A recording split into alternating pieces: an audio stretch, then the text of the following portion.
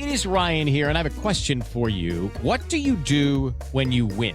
Like, are you a fist pumper, a woohooer, a hand clapper, a high fiver? I kind of like the high five, but if you want to hone in on those winning moves, check out Chumba Casino. At ChumbaCasino.com, choose from hundreds of social casino-style games for your chance to redeem serious cash prizes. There are new game releases weekly, plus free daily bonuses. So don't wait. Start having the most fun ever at ChumbaCasino.com. No purchase necessary. VGW. Void where prohibited by law. See terms and conditions. 18+.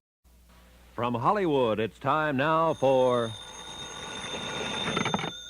Johnny Dollar. Lieutenant Steve Howard, homicide. I found word to call you there at your hotel. Right. I'm an insurance investigator, Lieutenant, and... Yeah, I've heard of you. Can I help you? Well, I understand you're the man who handled a murder case at the Bala-Kinwood Dog Show last year. That's right. We're still working on it. Oh, fine. Like to look over the setup for an attempted murder? Oh? Of who? Me. Stay right there, Mr. Dollar.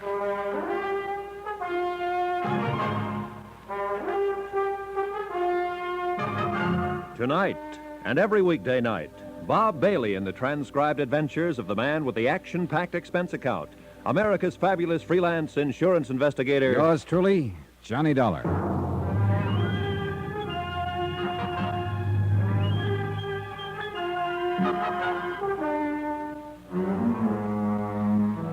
Expense account submitted by Special Investigator Johnny Dollar to the Philadelphia Mutual Liability and Casualty Company.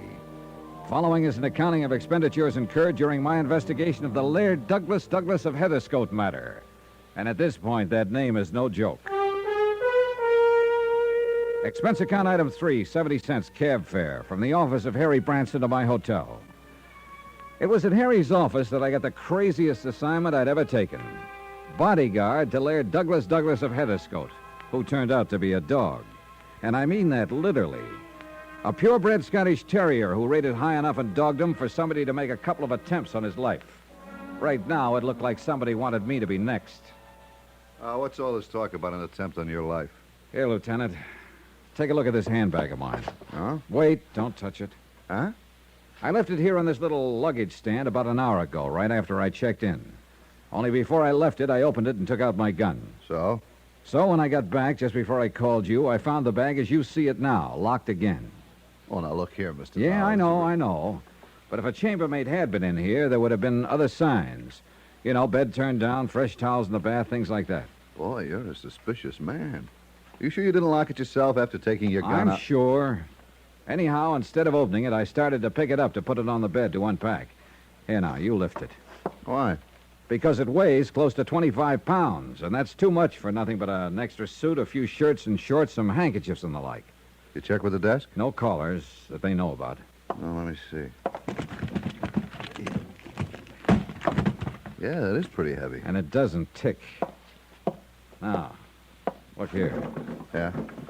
Do you see where somebody on the fire escape used a pry bar to shove this window open? Well, yeah. And those marks are fresh. Very fresh. Operator, get me Central Police.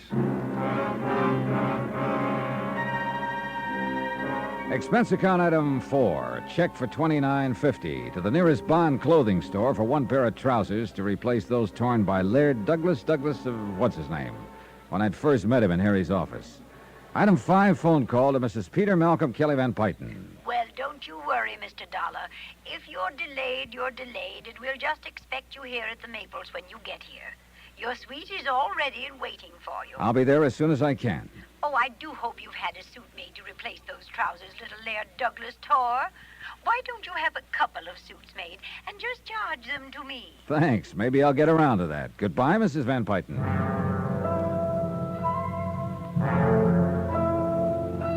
First of all, I had to know what Lieutenant Howard found out about the suitcase he'd had his lab crew pick up.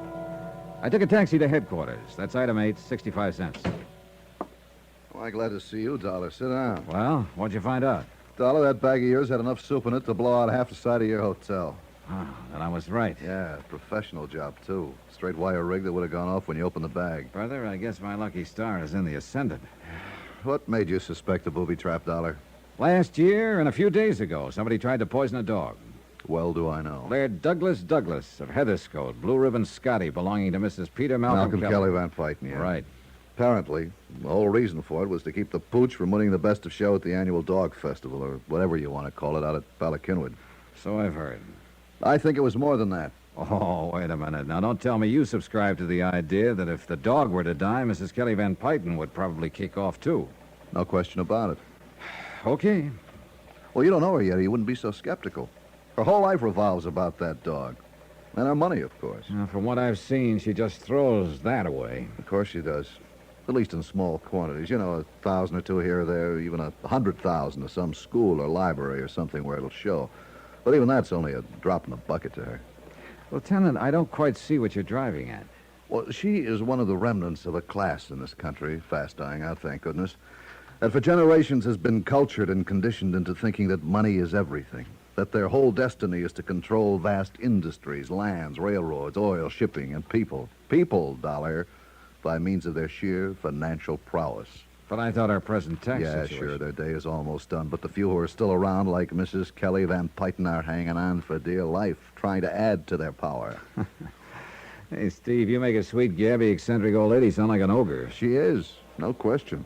I'm sure she doesn't realize it. Simply because this whole attitude has been so thoroughly ingrained into her all her life? That's right. Oh, well, we'll see. Yeah, you'll see. Well, look, let's get to the point. Who do you think might be trying to get rid of the old lady? I haven't the least idea. Well, no family, relatives? Only living relative is her nephew, Warren Staley. Ah, Nothing. you sure? Haven't been able to pin a thing on him. Where can I find this Warren Staley? At the Maples. He lives there with her, huh? Yep. And you're sure he would be her only beneficiary? Yep. Uh-huh. Good luck, Dollar. Lieutenant Howard seemed to know what he was talking about. Nonetheless, I decided that the nephew, Warren Staley, would at least be a start. And the sooner I could move in at the Maples, the better. Item 9, 780 cab fares back to my hotel and out to the Maples in the suburb of Germantown. When I first saw the place, I could hardly believe my eyes. It looked like a regular castle perched atop a small hill. Even the gatehouse, nearly half a mile from the mansion, was big enough to house several families. But the mansion itself, wow. A rather stuffy-looking butler, after practically climbing up my family tree, escorted me to the reading room. Mrs. Kelly Van Pyten, and guess who? Whoops! Oh, easy now, Doug. Oh, Mr. Dollar, I'm so glad you're here. And look, he remembers you. Yeah. Isn't that sweet? Yeah, it is. Attaboy, Doug. Easy Oh, now. and please call him Douglas. Huh? After all, the name Doug sounds so common, doesn't it? Oh, you really think he cares, Mrs. Van Pyten? Oh, you're joking, aren't you? Yeah. Mr. Branson said you had quite a sense of humor. Yeah, dumb boy. Now, did Hastings show you to your suite? The butler? No, but he took my things. Then I'll show you. I'm sure you'll love it and be quite comfortable. This way, please. Yes. You coming, Doug? Douglas? Yeah. Attaboy. Do you see how happy he is having you here? I am too, Mr. Dollar. Now we just... Oh, Warren, darling. Huh? Hello, Santa. Mr. Dollar, this is my little nevy, Warren Staley.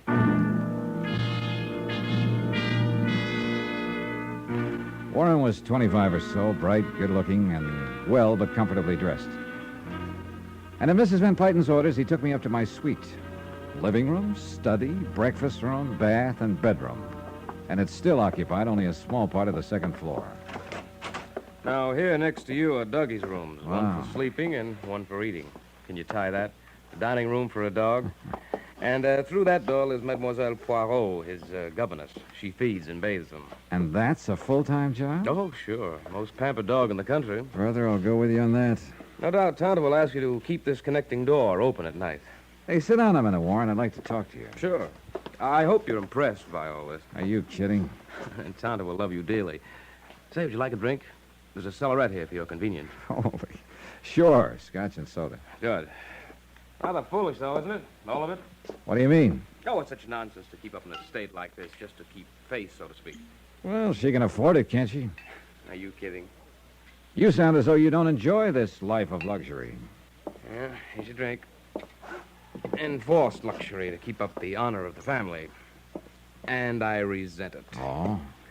Without having to lift a finger, do an honest day's work. When she's gone, I'll be one of the wealthiest men in the country. That's bad, huh? Do you think it's strange that a fellow would like to stand on his own feet for a change, make something of himself, by himself? Well, why not just pack up and leave? You don't know Tonto. No, I guess I don't. Oh, it's really more than that. I'm the only member of this family left, aside from Tonto. So I understand. I'm the only one left to carry on the Van Pyton empire. Drink up. Wait a minute. Branson used that term, too. Yes, empire. Not only enough securities to sink a battleship, but controlling rights in steel, utilities, and most important of all, Eastmoreland oil. I see. And what's most important about that is that I'll survive to keep control of Eastmoreland from Kenworthy. Harrison R. Kenworthy. Yeah? There's been a battle over Eastmoreland oil for generations between the Van Pytons and the Kenworthys. Say, tell me, does Kenworthy have any heirs? One, his son, Ronald. I see. What sort of a fellow was he? Good friend of mine. We waste a lot of our time together. Oh, drink up, Mr. Dollar. I'm ready for another, and you haven't even touched yours. Yeah, well, listen. I'm going to lay some cards on the table. Shoot. Somebody's been trying to get at Laird Douglas, the dog, presumably as a way of getting at your aunt. It's true. If anything would have happened to little Dougie... Okay. I'll take your word for it. Now, because of the intense rivalry between your aunt and Kenworthy, or rather between Laird Douglas and his pup, Lady O'Diddy's Mimi, or whatever her name is, anyway, Kenworthy should be number one suspect. When you know him, you'll cross him off your list. So Lieutenant Howard has told me. But, go on. All right. As sole beneficiary of the Van Pyton Empire, as you call it, you come in as fast number 2 on the list. I can understand that. But unless everything you've told me is a fancy fairy tale to throw me off, then... Everything I've told you is true, Mr. Dollar. Hey, what's the matter with you? Nothing. Go on. Okay. And mind you, Warren, I'm not forgetting for a minute that there's been a couple of murders involved in this whole screwy business, plus an attempt on my own life. Attempt on your... Dollar? Hey, what gives you... Are you plastering on a little over one drink? No, listen to me. I know. Now I know, and I can tell you, Dollar. Tell me what? The answer, the whole thing. Dollar! Warren, what's the matter with you? I can't breathe. Hey, Warren. Drink. Meant for you. Don't touch...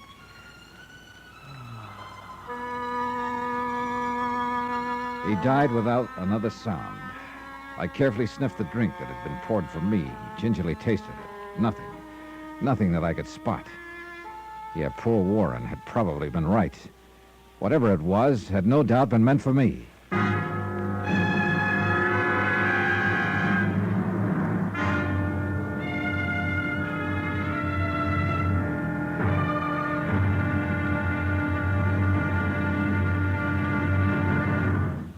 Now, here's our star to tell you about tomorrow's intriguing episode of this week's story. Tomorrow, things and people finally begin to line up on the case. Just well enough for it to blow sky high. Join us, won't you? Yours truly, Johnny Dollar.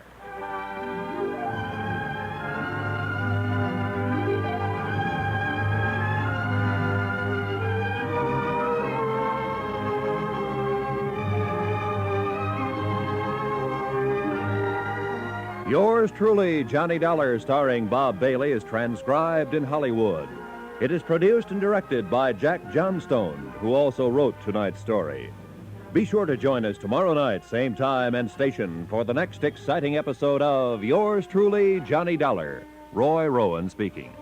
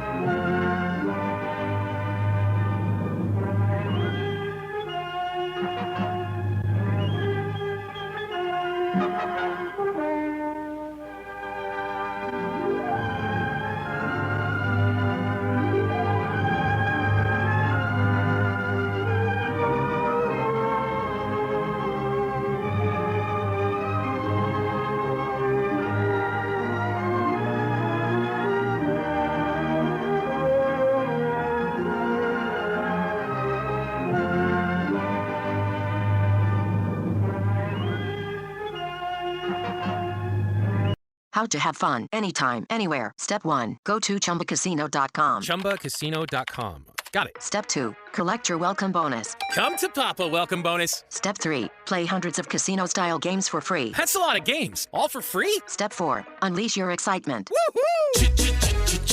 Chumba Casino has been delivering thrills for over a decade. So claim your free welcome bonus now and live the Chumba life. Visit ChumbaCasino.com.